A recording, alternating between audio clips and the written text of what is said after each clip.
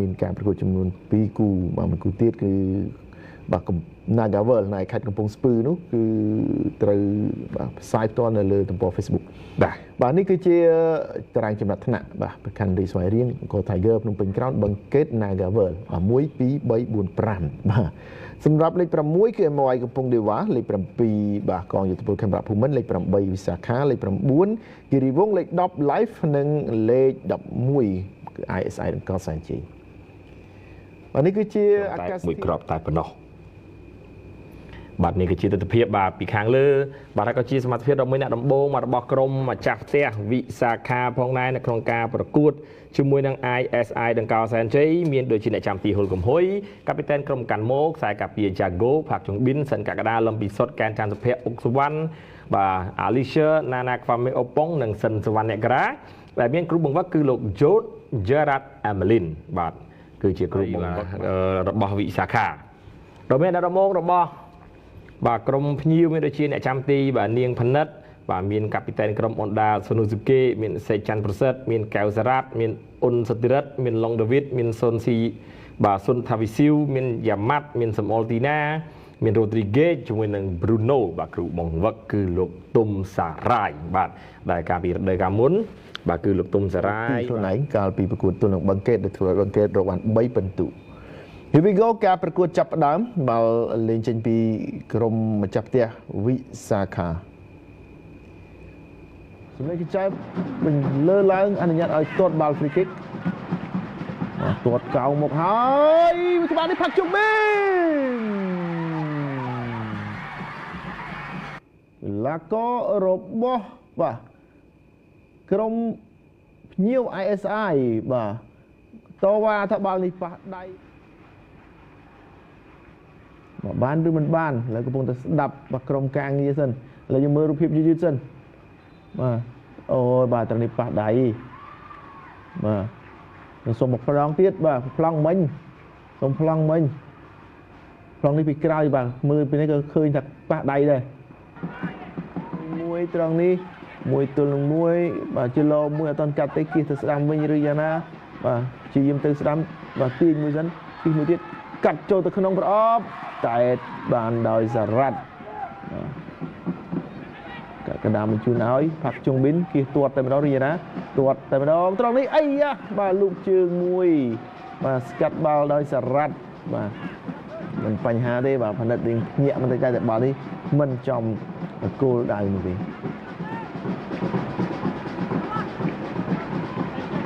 ដល់លេងខ្លីតែម្ដងផាក់ជុងប៊ីនឲ្យទៅវិញដល់ផ្ទះមួយប៉ះកោងមកហើយត្រង់នេះចាហ្គោ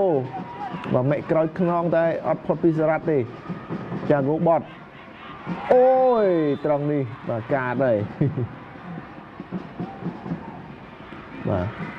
កាតលឿងបាទអូយបាទពុំណែបាទគៀបជើងឆ្វេងបាទគ្រោះថ្នាក់បាទសិនកកដាថើបបាល់មួយបន្តមកជូនមាត់វិញបាទមាន2នាក់កកដាឬក៏សវណ្ណទាត់ស្ដាំកោងទៅក៏ទំនងកកដាទាត់ឆ្វេងកោងទៅក៏ទំនងដូចគ្នាឥឡូវទៅហើយបន្តគោលទី1តែម្ដងទីបំផុតផាក់ជុងប៊ីននៅតែអាចរកគ្រាប់បាល់ពីការទាត់បាល់ free kick ចេញពីជើងរបស់សិនកកដាកោងទៅត្រង់នេះធ្លាក់ទៅគឺអត់ឲ្យដល់ដីទេបាទនេះគឺជាការវឹកហាត់មួយដ៏ល្អនៅក្នុងក្រុមបាទសេតភីសនេះបាទមើលគេដណ្ដើមទីតាំងហ្នឹងល្អមែនទែនផាក់ជុងប៊ីនលើកនេះបាទខំមើលទៅជំនួយការឲ្យច្បាស់ថាបាទឲ្យត្រង់នេះទៅរកបាទ Bruno Nandez តែការបញ្ជូនរបស់ Bruno មិនបានល្អទេផាក់ជុងប៊ីនទាត់ផ្ទុកមួយអណ្ដាក់ស្នូស្កេរុញបាល់ទៅខាងស្ដាំទូលាយបើកស្ពេសបានល្អចលនារបស់មិត្តរួមក្រុមរុញបន្តិចបែរមកកាត់បានដែរទេកាត់ត្រង់នេះមួយជើងនេះបើធានក្រុមស្នូស្កេអណ្ដាក់ណាទាត់រំលង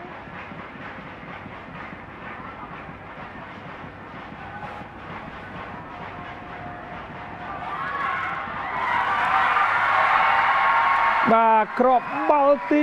2របស់វិសាខាសម្រាប់ហើយនៅនាទីទី39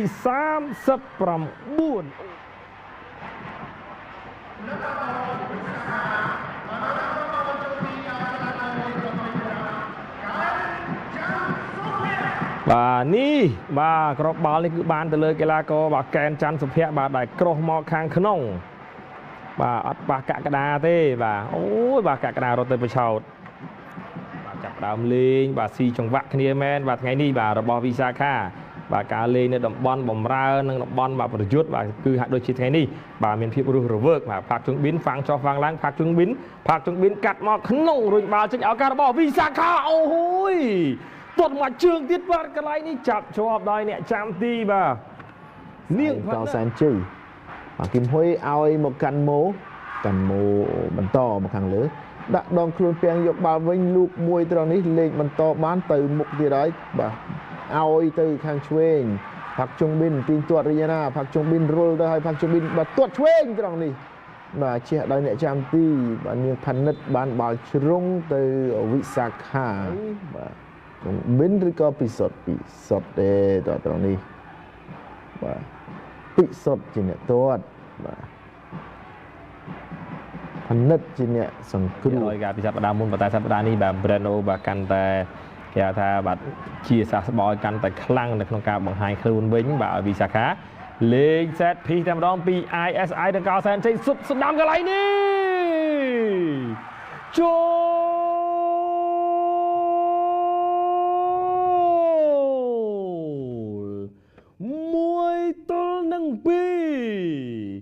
Bruno ទល់នឹង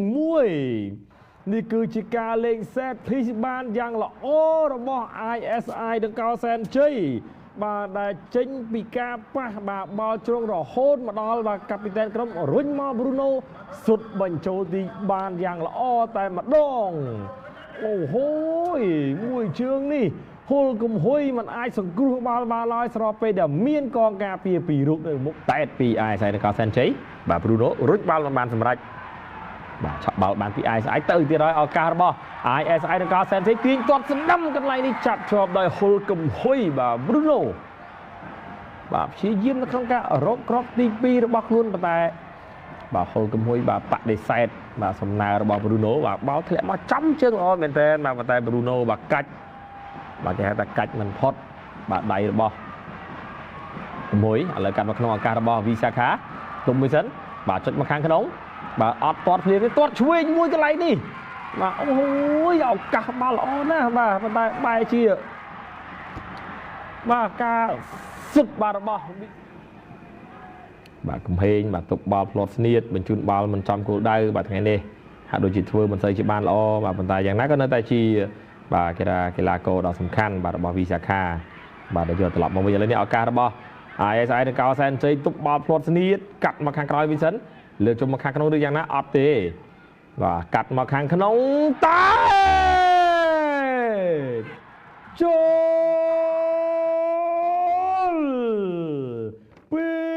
2ទល់នឹង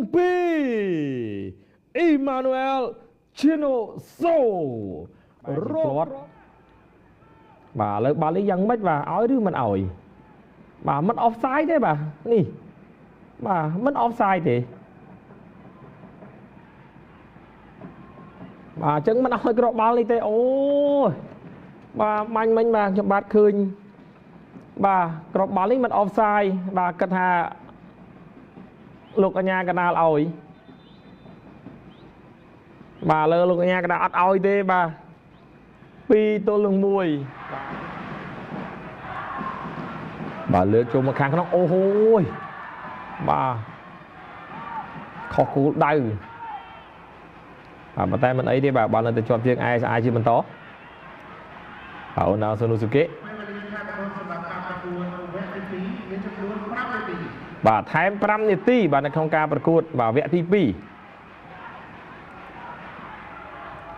បាទលើលេងចេញពីវិសាខាវិញម្ដងបញ្ជូនមកស្លាកខាងស្ដាំវាយបកមកលឿនផាកជុងប៊ីនកាត់មកខាងក្នុង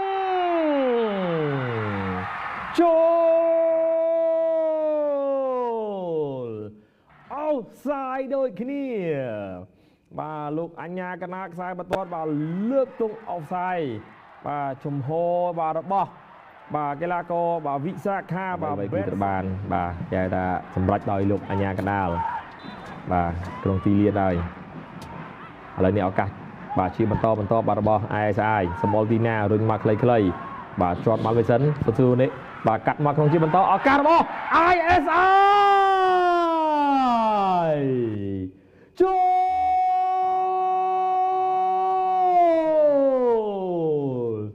Bruno ពីគ្រាប់តែថារឿងអំមាញ់មិញក្តៅឥឡូវរឿងនេះកាន់តែក្តៅបាទមិន offside ទេរត់ពីខាងក្រោយខ្សែការពាររបស់វិសាខាពីការបញ្ជូនបាល់របស់កាពីតែនក្រុម Sonosuke Honda នេះបាទ Bruno យើងរងមើលរងចាំមើលបាទថាប្លង់សារជាថ្មីម្ដងទៀតបាទប្លង់ highlight បាទលុបបាទសុវត្ថិបាទបញ្ជូនមកជាតិកំហេងបាទកំហេងចោះឡើងមកខាងលើល្អមែនតើឱកាសរបស់វិសាខាកាត់មកខាងក្នុងតែមួយកន្លែងនេះចូល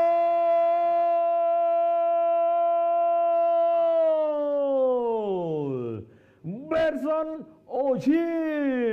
អូហូយ